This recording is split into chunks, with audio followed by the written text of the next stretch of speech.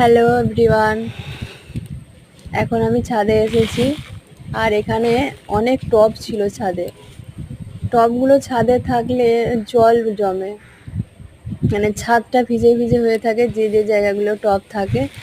সেই জন্য আমি ওগুলোকে নিচে নামিয়ে দেব, আর সব মাটিগুলোকে নিয়ে আমি রোদ্দুরে দিয়ে শুকনো করছি। এগুলোতে আবার নতুন করে গাছ লাগানো হবে। এর মধ্যে একটু হলুদ গুঁড়ো দিয়ে দিলে ভালো হয়, কারণ হলুদ গুঁড়ো জীবাণুনাশক, পোকামাকড় হবে না, মাটি ভালো হবে, মাটির উর্বরতা ভালো হবে।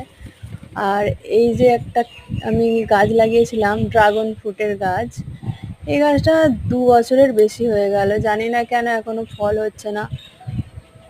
হ্যাঁ, কিছুই অবশ্য করিনি, শুধুমাত্র গাছটা লাগিয়েছি, ফলের কোনো চিহ্নই নেই।